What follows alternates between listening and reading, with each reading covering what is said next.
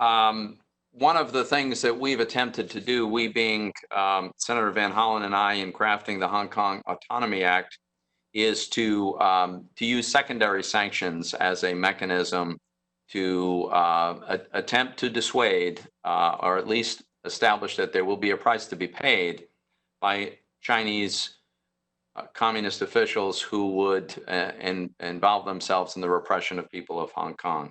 So first, I'd like for your thoughts on how we have designed those secondary sanctions. We have tried to calibrate them in a thoughtful way. As you know, they are imposed gradually.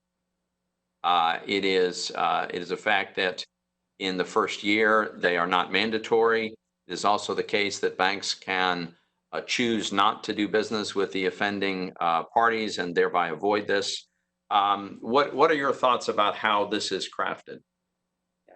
Thank you, Senator. I think it's well crafted, particularly on this secondary sanctions component, because of the fact that it creates an incentive for both deterrence and for behavior change. Right? There's an incentive for deterrence because financial institutions would know who is listed on the list as foreign persons undermining the freedoms in Hong Kong. So don't do business with them.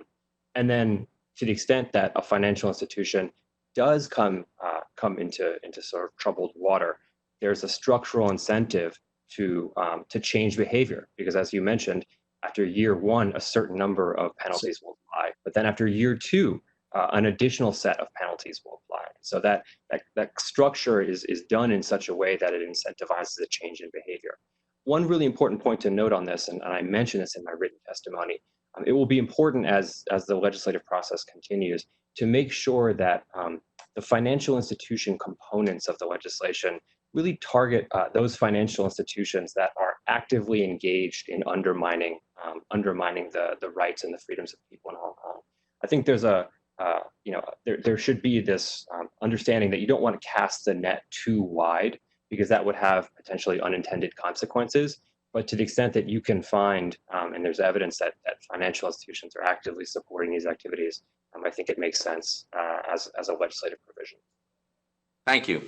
Mr. Lee, I wonder if you could respond to this question, and it's about how the Chinese Communist Party responds. I understand that it's probably inevitable that the national security legislation is going to be implemented.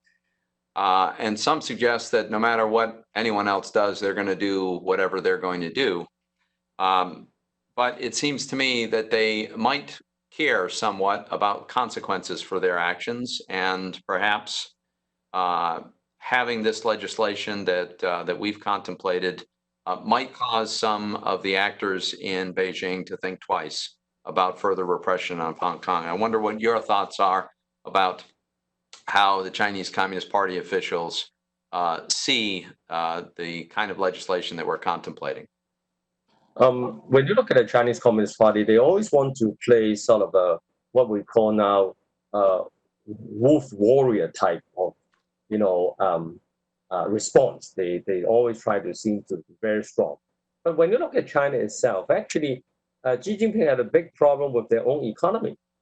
So with the problem with his own economy, and they tried to impose on Hong Kong national security law, and there will be retaliation into the economy in China. So when China tried to undermine Hong Kong autonomy, Hong Kong economy may be hurt, but at the same time, the China economy will be hurt because 70% of renminbi settlement is in Hong Kong. So they need Hong Kong as the financial center. So I think it is very much of an irrational act on the part of Xi Jinping to do that. But my question, I don't have an answer.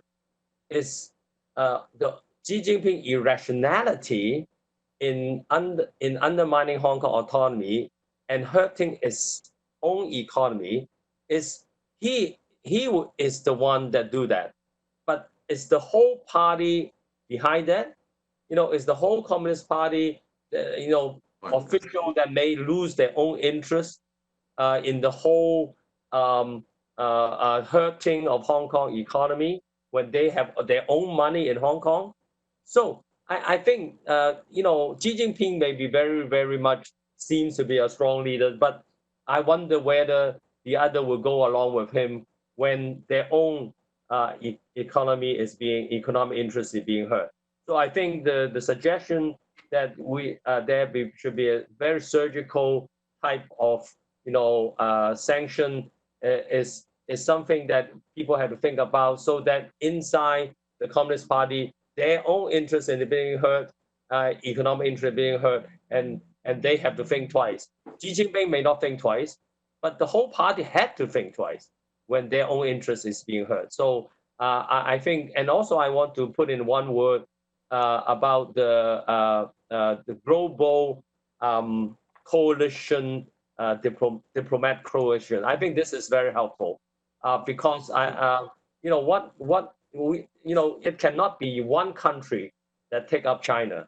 It had to be a united effort on the part of all the country concerned, and so the G7 is very important to band together, and to target China and tell China that they have to stop intervening in Hong Kong. So thank you for the question, but I think we hope that the American government can help in promoting this global coalition. And also, remember the one thing, this is a Sino-British joint declaration. So the United Nations should also come in. And now I think the UK government had not yet find a way into a United Nations system. So I think by banding together as a global coalition, can the global coalition help or push in getting a United Nations intervention in Hong Kong, including a special envoy to Hong Kong? Thank you.